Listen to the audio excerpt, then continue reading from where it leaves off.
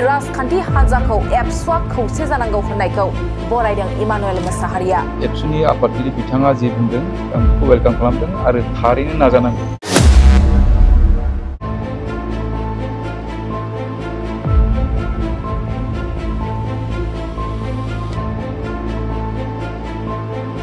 फैगौ 2025 मायथाइनि बिटिसि बिसायख'थियाव इउपिपिएल आरो बिपिएफ हान्जानि गेजेराव गोरोबलायनायखौ हास्थायदों तामुलपुर बियाबनि बारग' एमएलए इमानुएल मोसाहारिया।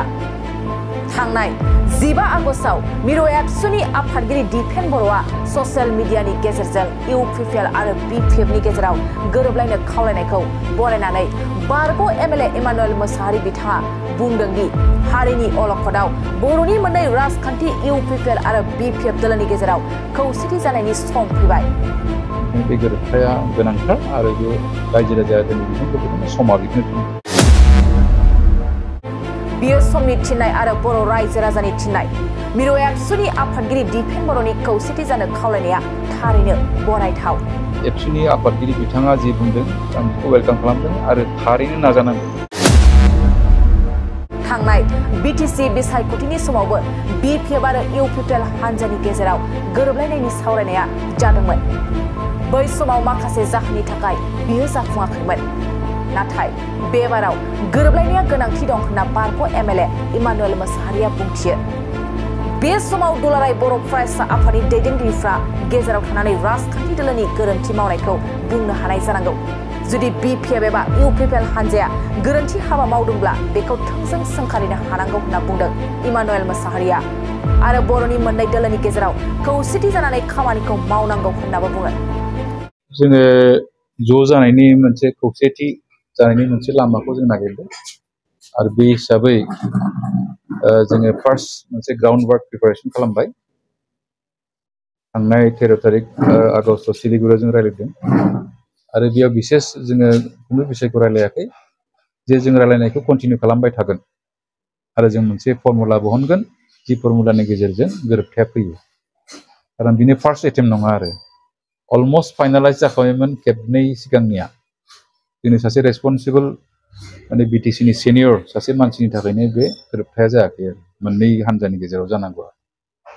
थांनाय बारावबो मुख्यमन्त्रियानो गावनो स्वयं बुंदोंमोन जे बिपिएफ आरो इउपिपिएल मोननैजों ज' जानानै फै।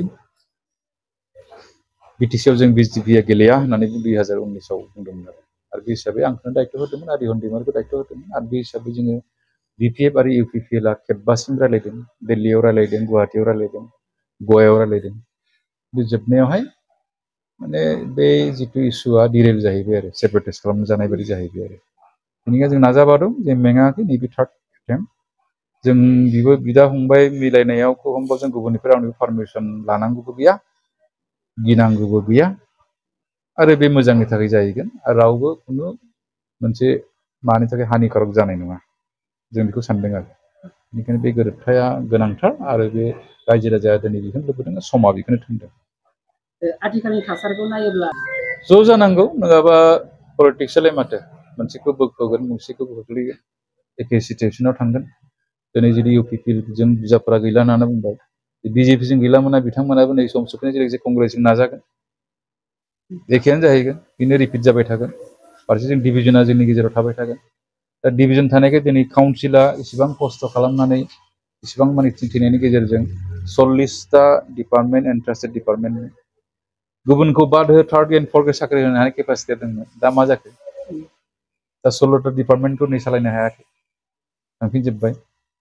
दिनैथ' बिटिसिआ बुंनो थाङोबा नन एक्जिस्टेन्ट बादि जानानै दङ आरो सह' बादिसो जानानै दङ आरो जिथु पावार्स एन्ड फांसन्स दंमोन बेफोर गासैबो गैला होनना बुंजायो। सिगांथ' मिनिमाम मोनसे जोंहा फान्डिंनि खेथ्रआवबो 12.18 दंमोन पपुलेसन बेसिसाव आरो टटेल एल'केसननिफ्राय 12.18खौ जोङो बिटिसिआव मोनलाङोमोन। दिनैथ' बिदि जेबो फर्मुला गैया। फारसेथिं जे मालाबा नांगौबा बिटिसि एकर्डनि खोथा बुङो आरो बिटिसि एकर्डखौ एप्लाइ खालामो, नाङाब्ला जेनेबा बिटिआर एकर्डनि खोथाखौ बुङो आरो बिटिआर एकर्डआव मा दं? बेथ' मोनसे कनस्टिटिउसननि मोनसे सेफगार्डबो जेबो गैया। बेनिखायनो बे एकर्डआथ' सिम्पलि जास्ट मोनसे आन्डारस्टेन्डिं आरो बुजाफोरा।